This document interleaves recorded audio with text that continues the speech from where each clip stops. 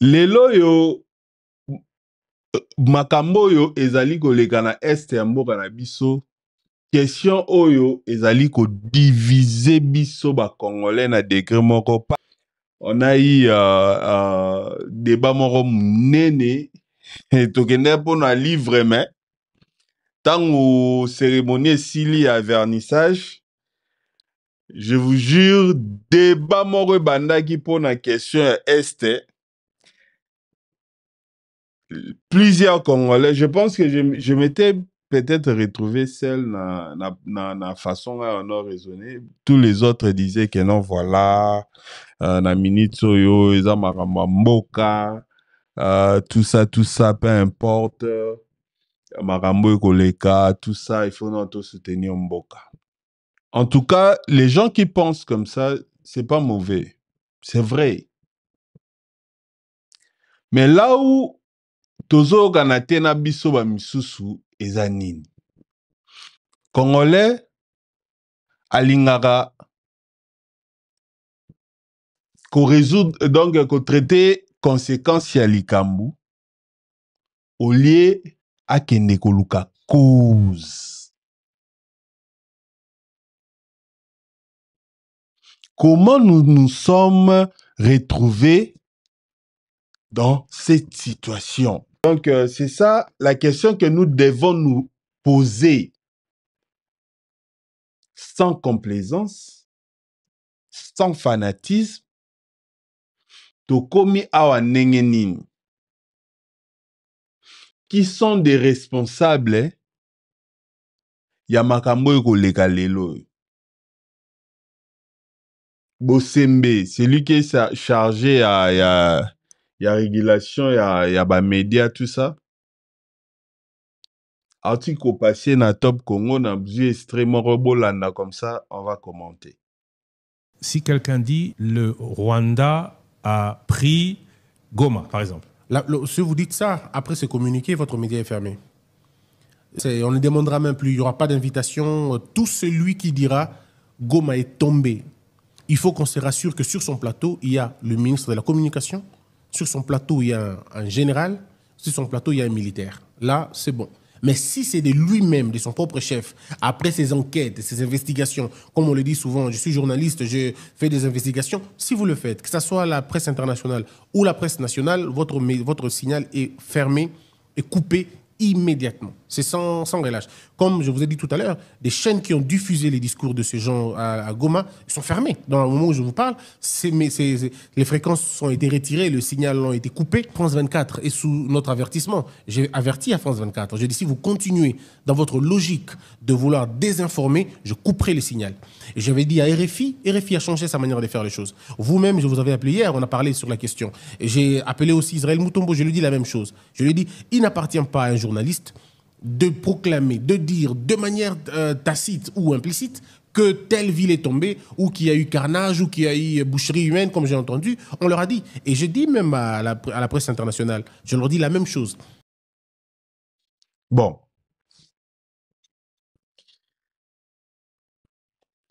Tango bino boko yebisa biso ke non, to soutenir Mboka, to soutenir ba FARDC.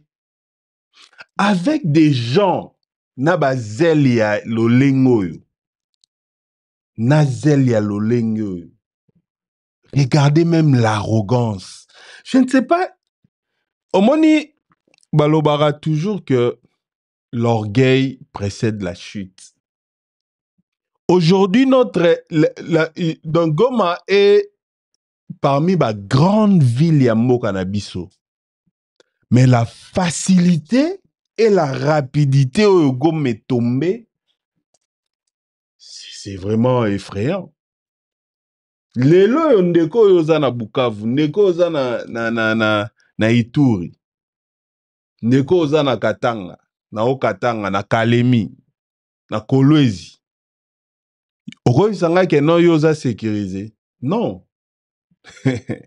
Parce que nanu mutu na décidé te aloba ke non. Donc ça veut dire que nous ne sommes pas protégés dans ces pays-là. Mutu aza na responsabilité, mutu aza na mandat ya ko sécuriser ba Congolais na ba bien na bango. eza l'État.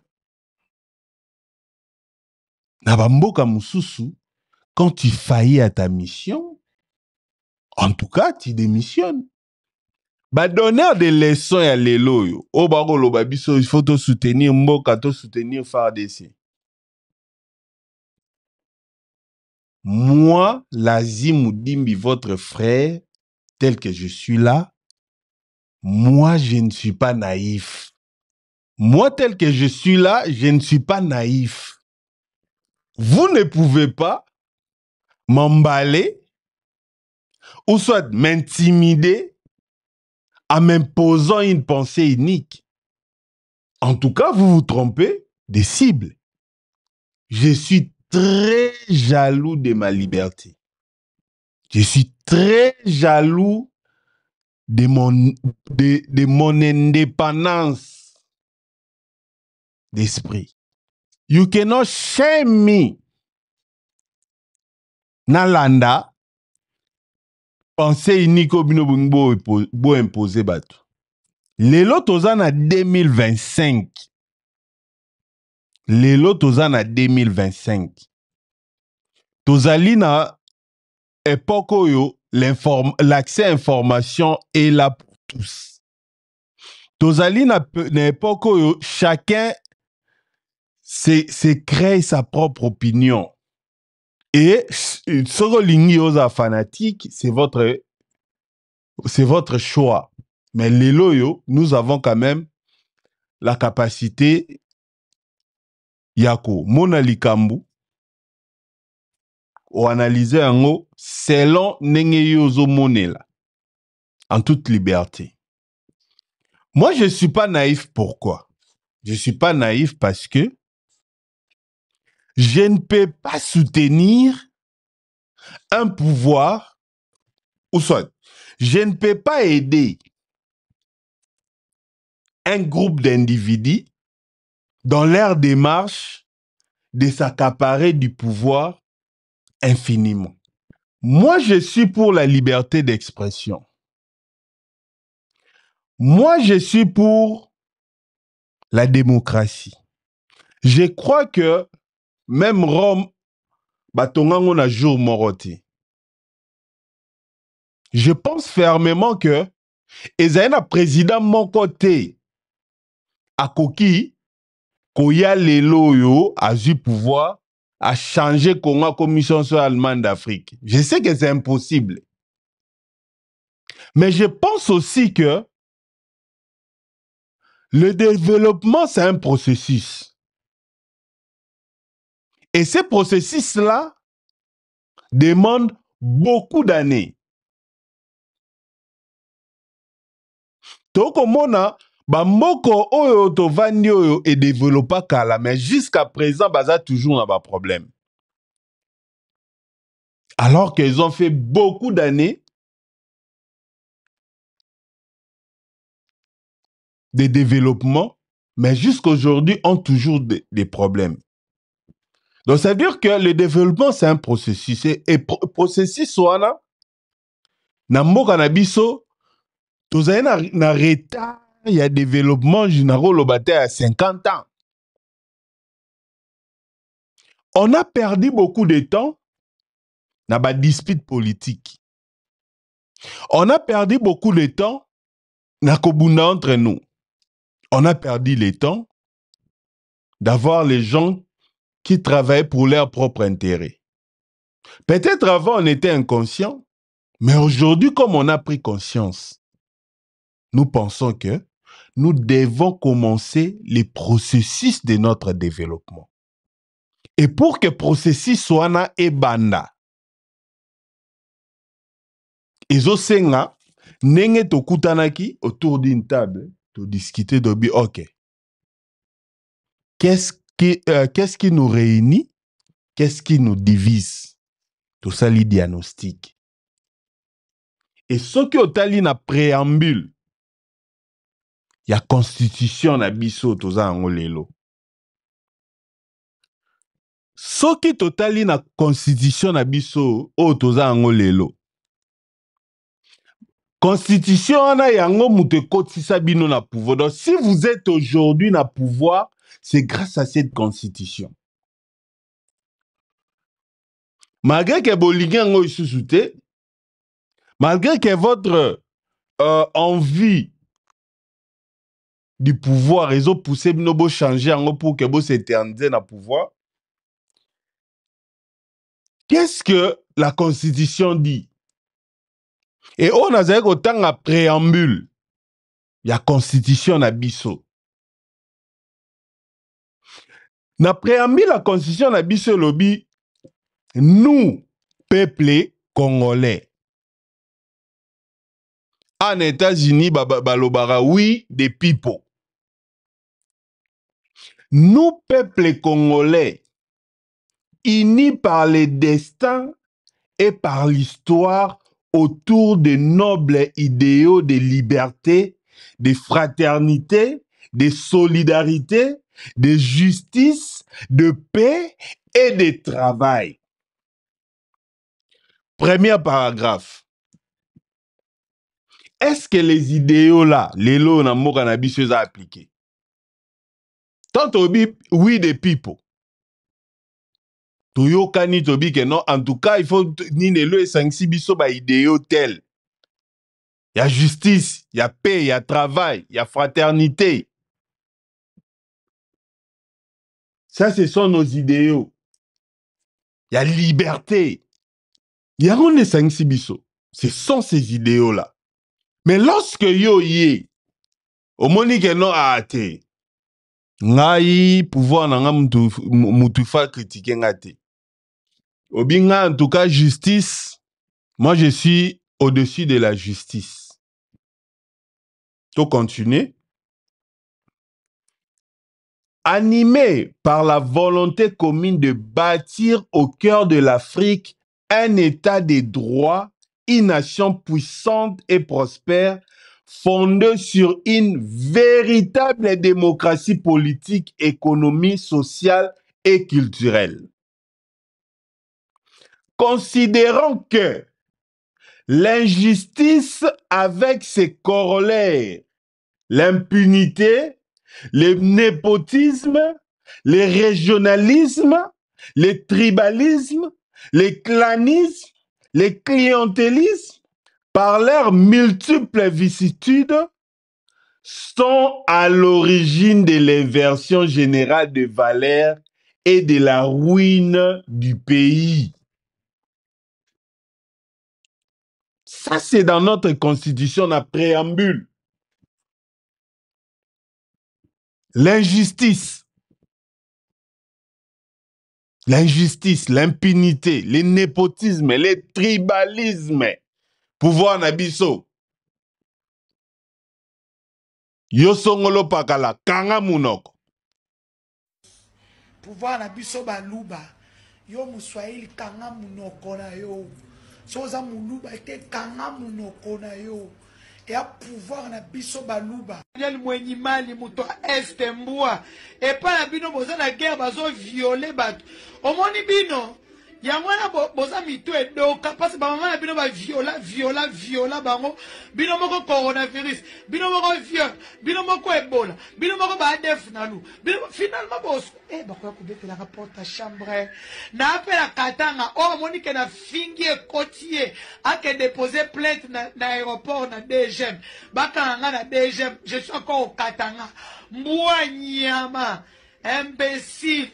Encore bato est bazami no komoko d'abord bozami kouse bozami longi mabe. Bon Bénédicte Papé dit je là beaucoup font na bino na beni biso to mela mettre baina lobby mettre baina to gay pourquoi il a dit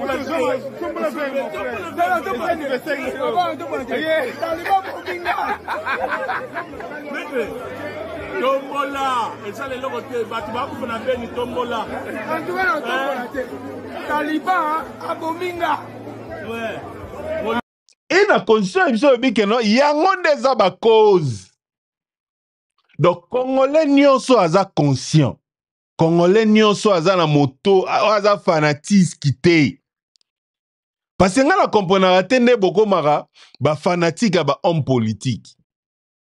Oko comme fanatique à homme politique, oko soutenir yé ce que Monique na conviction na yo par rapport parce que eza batu mususu. Donc autour na conviction ni eloko ni donc acteur politique yo a convaincre yo na nini. Mutu mso esoka poza ndeko na ye. Poza muta village na bango te atongela biso pont. Un homme politique, il est là pour te servir.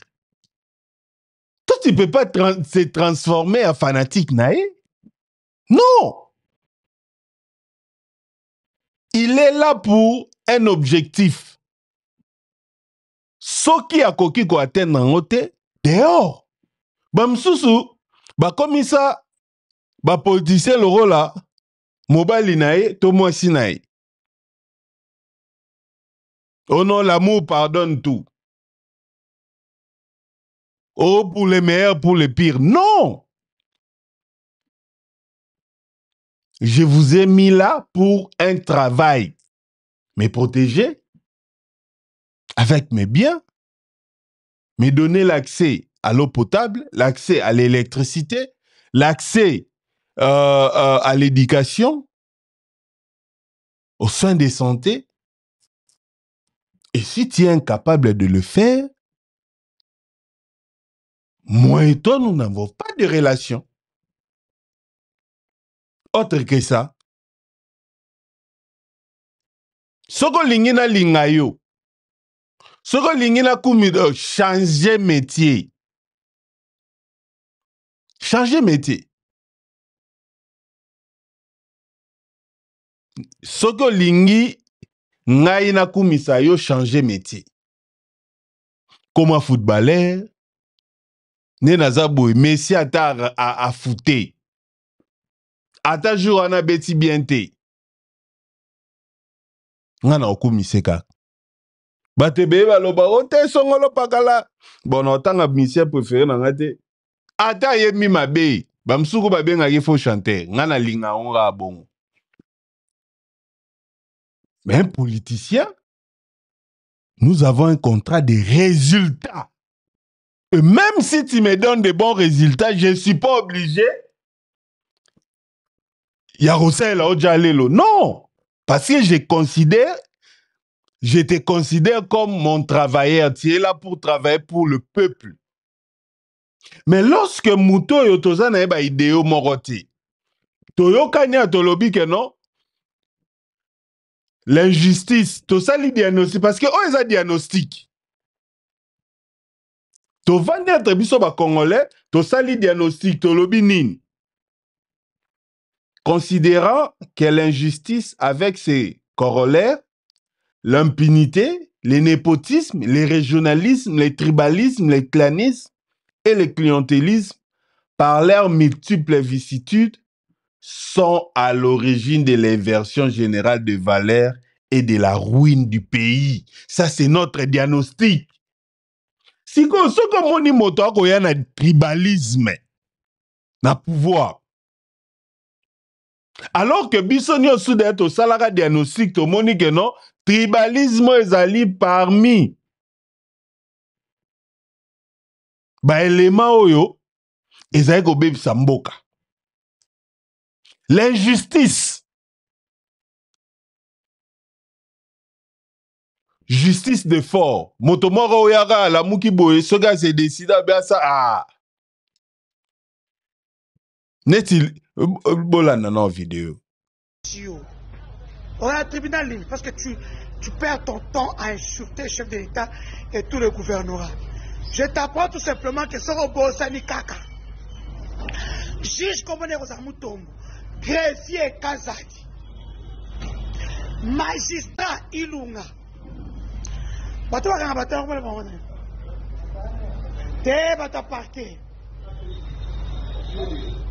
Ba inspecteur à parquet. Ba ozalaba Kankolongo, Jishima, Chilejelu, tout ce qui vont avec. C'est maintenant que tu vas comprendre le game. na fana 4 ans. C'était le tien. T'as un niveau, moi, ça, Peter Tien. On discutait la bosse en foot pendant 10 ans. Na foot du 1er janvier au 31 décembre. Je te paye. Bon, yebi sangai. Justice ya lolengo yo. Oyi, moto yo a koloba na kolaka keno. Moto tsongolo pakala, songolo pakala. So bakangi yo. Moto songolo pakala muta kosambiso. Moto songolo pakala ye muto. Siko yebi sangai. Alors que la constitution après aussi kotanga wabi l'injustice. Et ça parmi les éléments de ça nini.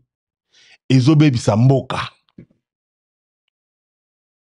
Le clientélisme. Ozibo konzozo tonisi banekona sotali ba cabinet tout le ministre. Ce sont leurs membres de famille. Eza ba membres à la limite okuta tam susu ba membres ya ba parti politique. Mais la plupart ce sont des membres de famille. Et yango wana tolobaki ke na constitution na préambule tobi ke non clientélisme ezali biloko ezali kobebisa mboka. Clanisme, népotisme.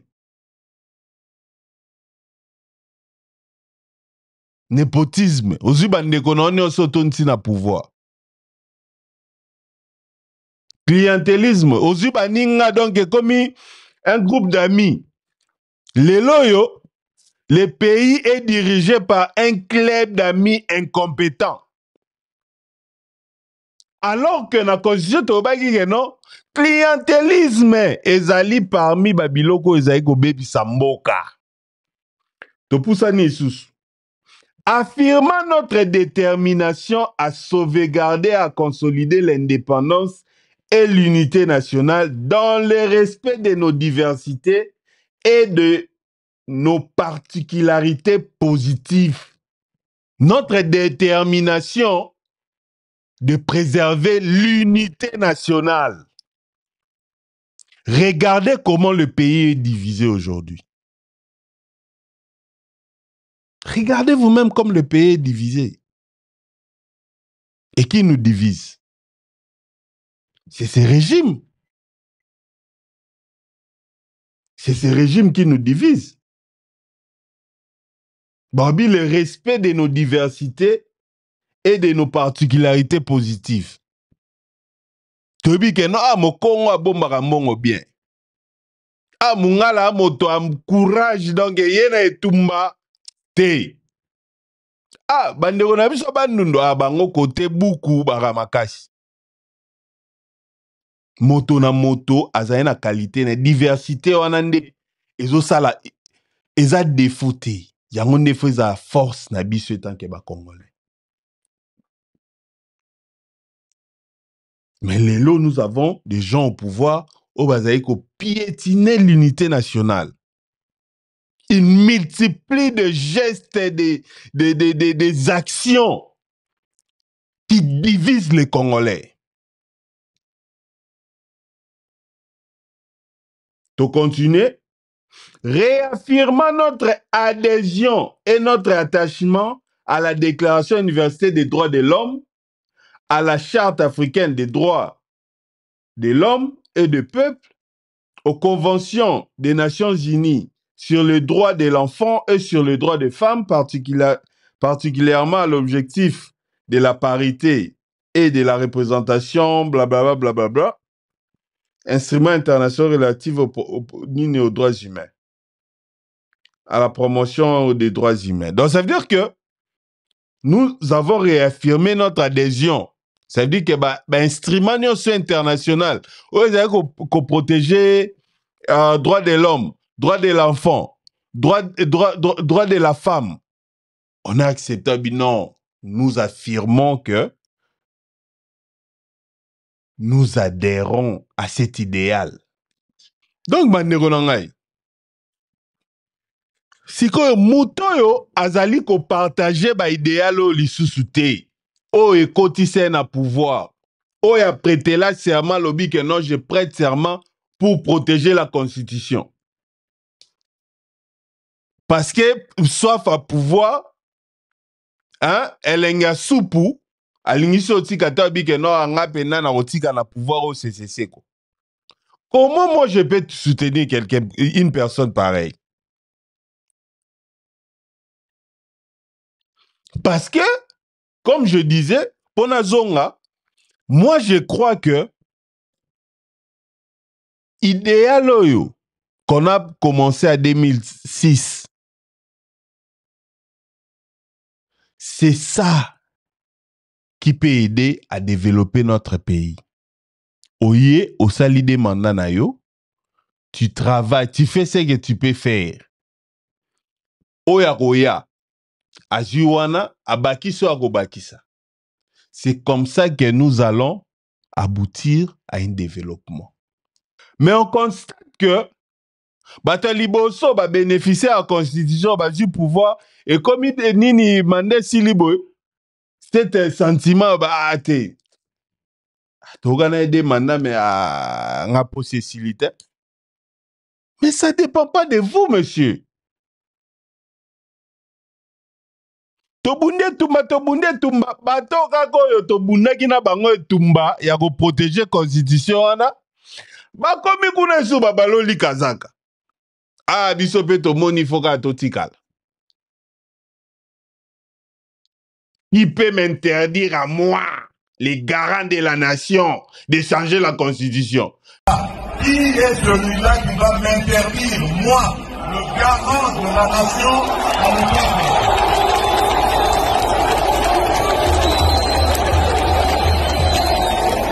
Je vous confirme encore ce que j'avais dit à Kisangani.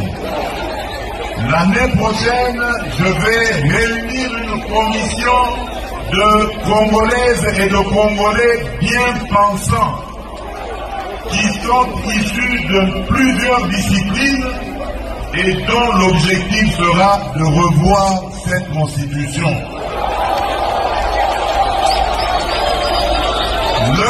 Mais monsieur le président, Nanga va vous l'interdire. Ah, vraiment, toujours réponse rapide. Hein? L'arrogance, l'orgueil. Na landage pas de négofabien, a expliqué à bi que non, bataki biloko yananga vente des enchères, mais na minute mutuna na somba biloko yananga. Babi biloko yananga etuli. Et il y a des manifestants moko ba que non ba kende ko buka na ko nanga bakuti ba fa de sekuna. Balani bona. Ah, la vie. La vie est compliquée. Hein? La vie est compliquée. Et c'est notre responsabilité tant que peuple. To rappel la raba politicien na tala musala na yo. Soki osali angote longwa. Biso ba politicien eza relation familiale te. Eza amitié te. Eza relation entre mandat na mandataire na ye. Mais bato musu ba comme ça. Politicien le roi tata na ye. Politicien le roi la maman na ye. Politicien le roi la mwasi na ye. Ata sali mabe nini. A ko défendre jusqu'au sacrifice suprême. Et lelo, vous défendez votre pouvoir, vous ne défendez pas le Congo. Vous allez ko défendre le pouvoir na bino. Parce que tant bobaner ko kangisa biso munoko. Na loba ki ango l'autre fois, borome sana. Après commis, ba jaloux, ba aîné. Vous nous avez interdit de parler. Oyo songolo pakala, kanga munoko na yo, kanga mbanga na yo. Soko boy, kende braza. Biso awa, remise et reprise kaka na Jésus-Christ. Soko boy sala mukil na force du progrès. Bola nana ndeko yo intervention na l'année na Goma, c'était intéressant. Tout l'année puis on va revenir. Aujourd'hui, nous sommes samedi, nous sommes à Goma. On est 1er février 2025. Vous avez dit pouvoir Nabiso Balouba, on va soigner Bokanga Monoko. Voilà. Voilà maintenant, le pire est arrivé, il fallait défendre votre pouvoir. Vous nous avez divisé.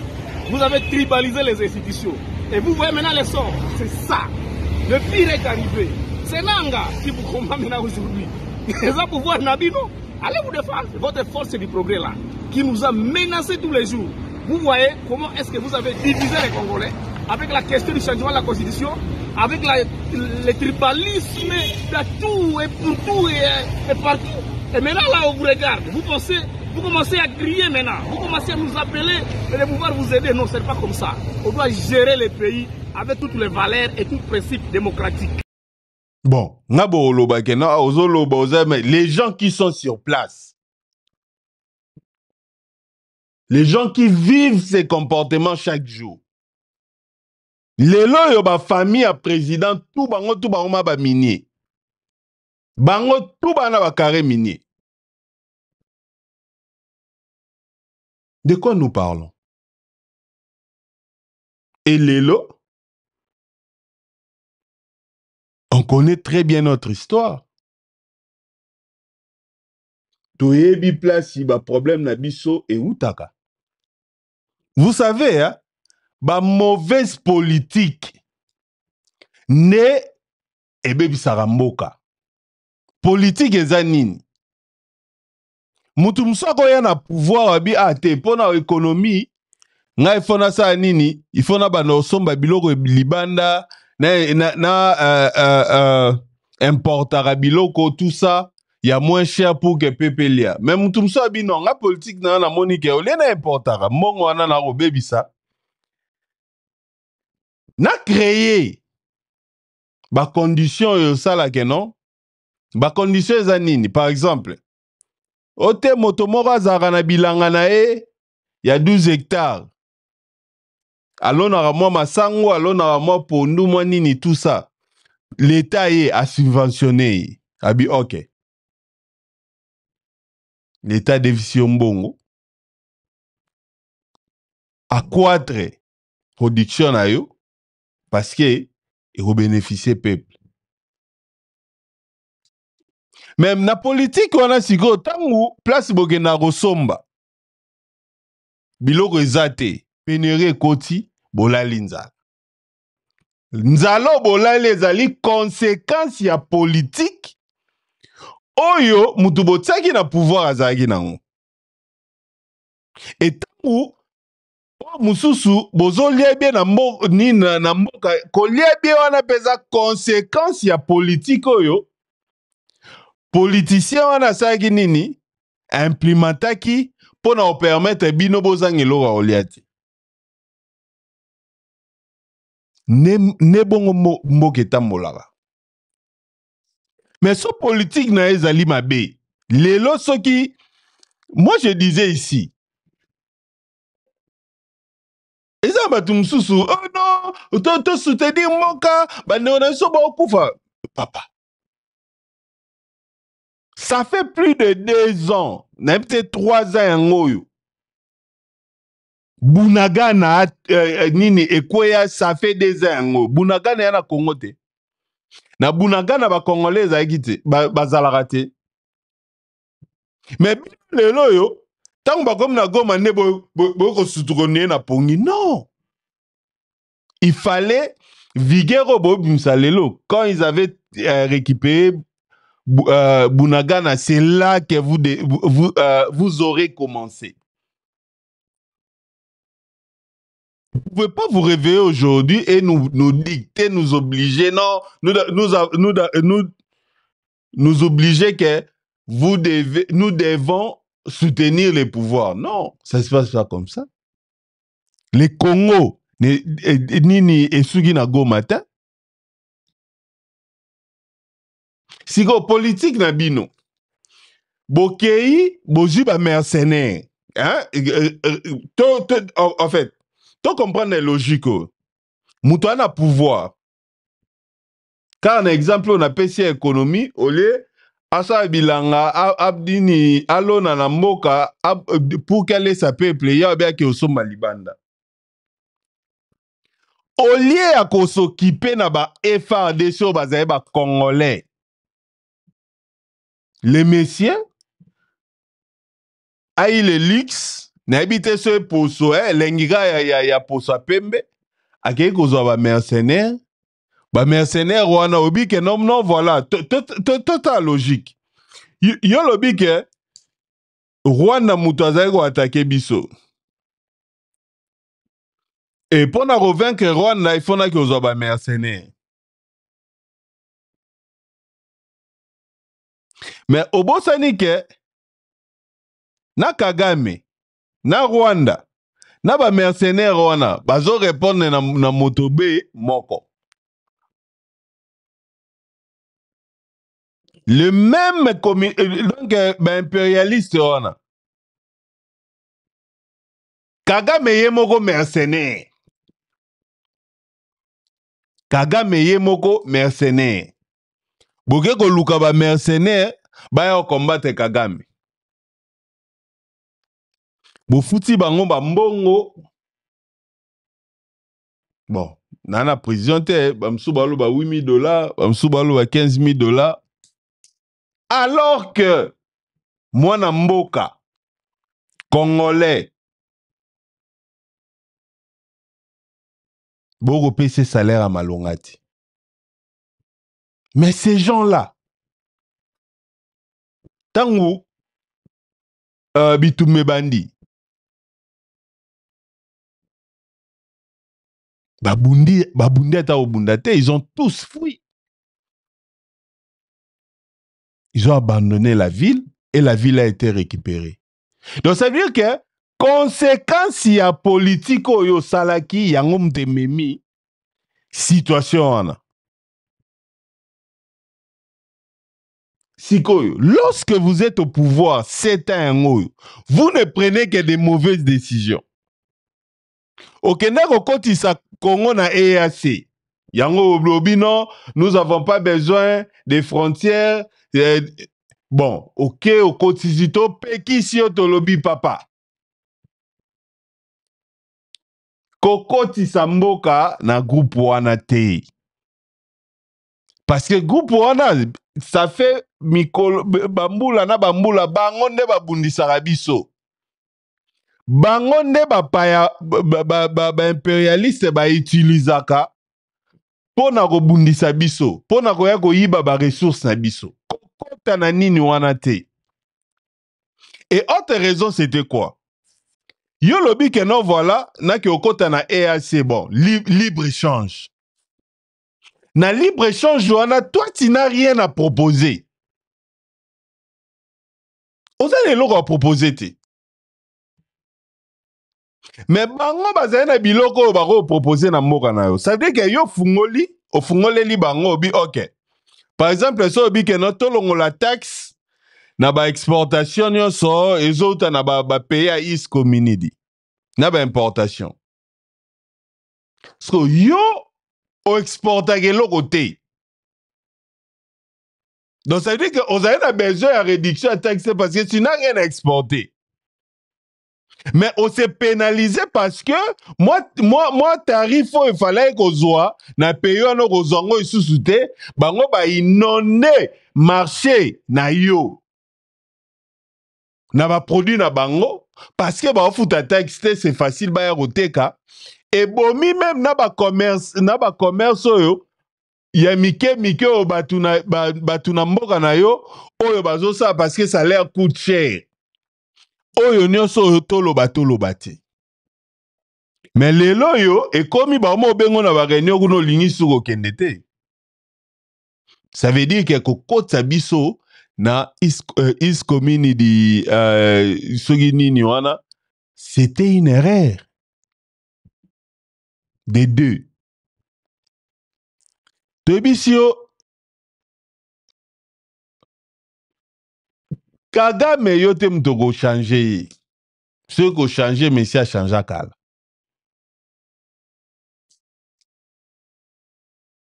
Yenaza la base. Makamne so mona na ese na biso wana mutazo bunze so ezali Kagame. Yo lobi te Moi, je vais faire la diplomatie agissante.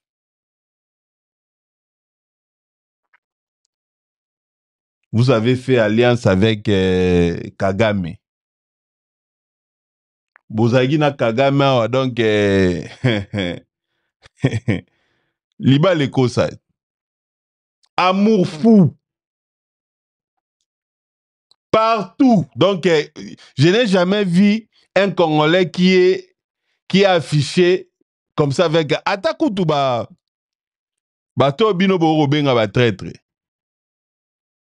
Ba na proximité na Kagame le roi yo zagite. Neti awa. Bolanda. De l'autre côté en Afrique du Sud.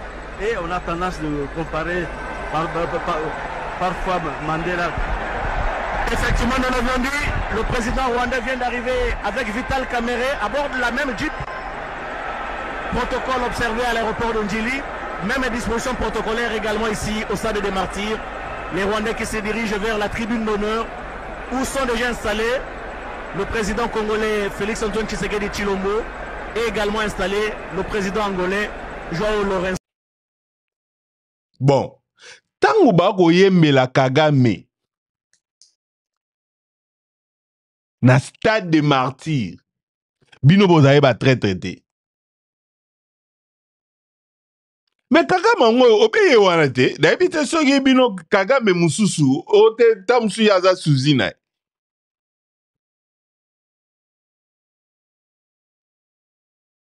Mais il ne faut pas quand même blaguer avec les gens. Il ne faut pas quand même voir les gens comme des bêtes. Hein? Ouais, notre distinguée première dame. Parce que moi, je respecte beaucoup les femmes d'autrui. Hein? Donc, elle n'a pas critiqué Tshilombo na façon tout, mais sa femme, je ne touche pas. Ah, donc, sa femme, je vais la traiter avec beaucoup de dignité, beaucoup d'égards. Comment? Passer de toutes les façons. Moto yo, to tient à pouvoir été. Notre très distinguée première dame, vous le voyez en train de danser en Kinyarwanda avec la femme de Kagame.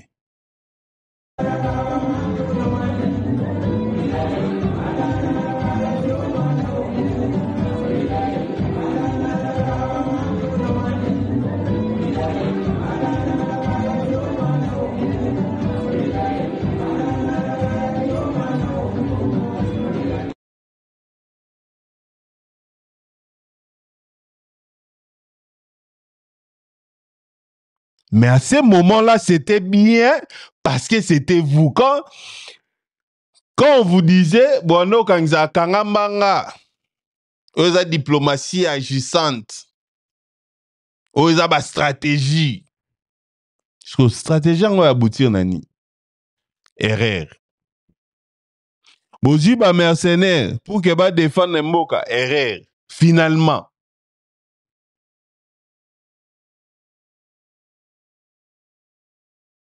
Finalement, bandeko.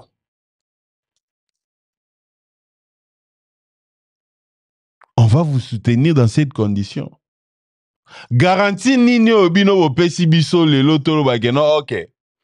To sangana to défendre Mboka, soki Mboka libéré, bino bo garantir biso justice, o bino bo imposer injustice o to tuko tangana préambile. Oza cause ba problème, bo imposer biso tribalisme. Quelle est la garantie que non? Soki te debino na bitumba ya robate la mboka. Parce que ceux à mboka ne bo robate la. Ceux à mboka ne, si c'était pour le Congo. Ah, je vous jure, donc la situation hein. Si vous travaillez pour le Congo, on n'aurait pas vu cette humiliation. Parce que bon travail pour na bino, pour na famille na bino. Et quand vous vous sentez menacé, vous venez nous dire que non, voilà, il faut qu'on soutenir Mboka. Non. Non. J'avais dit ça ici. Na Chilombo, na Nanga, Mutoyo, nga na repé sa confiance à Zati. Pour l'instant, Chilombo, na Nanga, po na nga bazo jouer rôle moko. Et Dieu doit nous faire grâce, to bengana ne bango mibale. Je ne vois aucune différence. Parce que Nanga soga ye, aoya okoti eso bapaya. Chilombo soga tikali ye dogi agodongi ye agotia biso nyonso tokoma nde ba esclave na ye.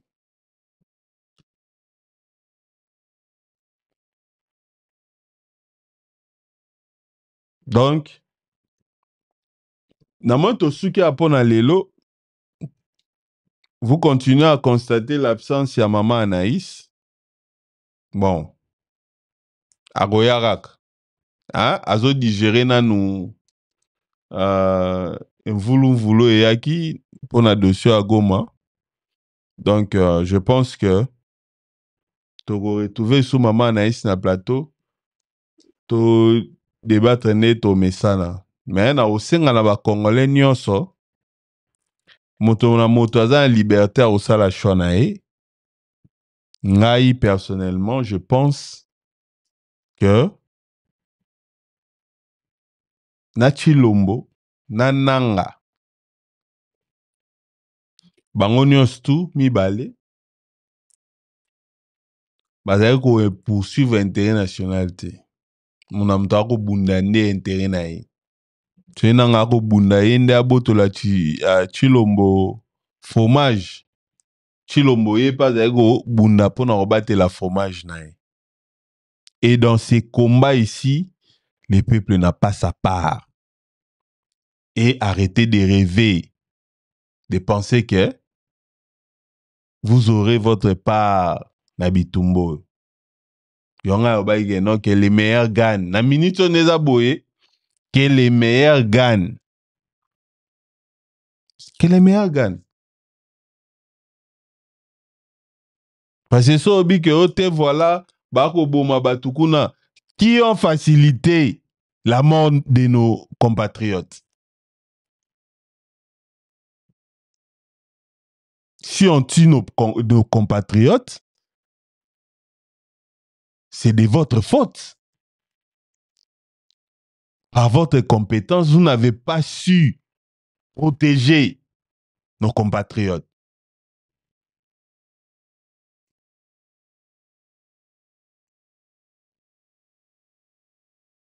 Donc, on peut pas demander à un criminel d'avoir bonne foi. Non. Un criminel n'a pas de bonne foi. Un criminel est là pour commettre son crime. S'il veut te tuer, il veut te tuer.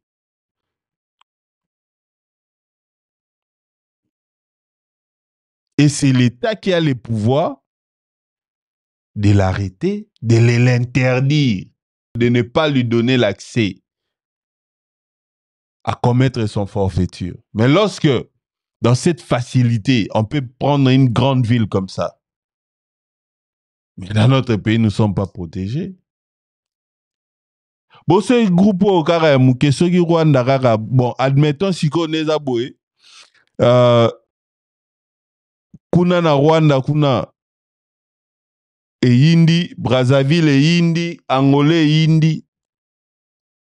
Mais on va se retrouver des apartheids.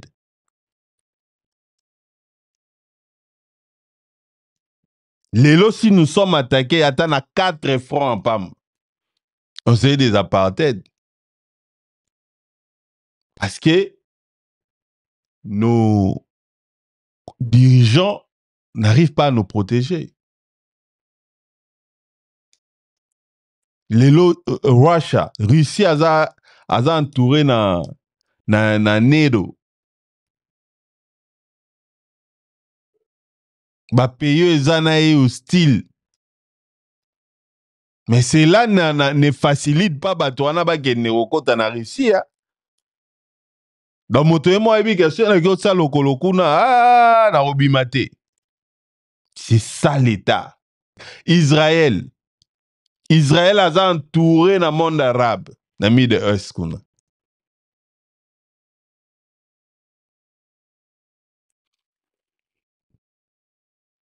Mais il s'est imposé sa force. Nous, on ne peut pas continuer à pleurnicher. En tout cas, ces gens ici ont montré leur incompétence. C'est un groupe d'amis incompétents. Si on va vous chasser, vous serez chassé. Vous serez chassé. Chassez-le.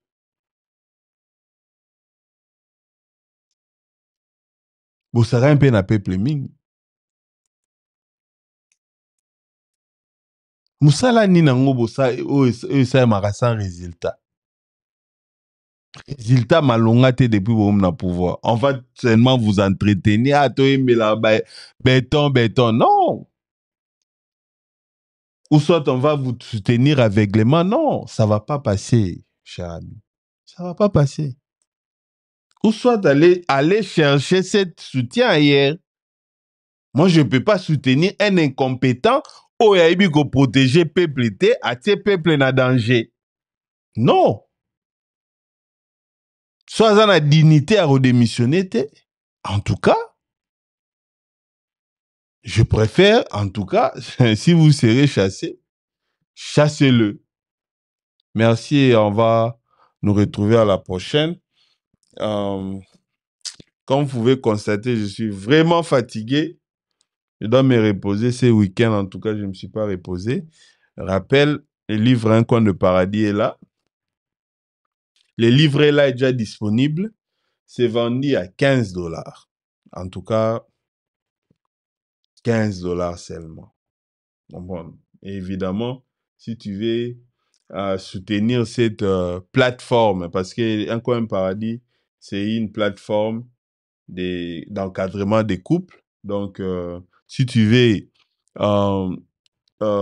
soutenir ces ministères, cette plateforme, pour soutenir cette œuvre, en tout cas, achetez cet livre. Ça va vraiment beaucoup vous aider. Donc, tu peux aussi acheter, tu donnes cadeau aux gens. Donc, guide de médiation, de méditation, médiation. Pongi. Guide de méditation et d'intimité avec les seigneurs pour une vie de couple épanouie. Donc, en tout cas, c'est vraiment un livre riche.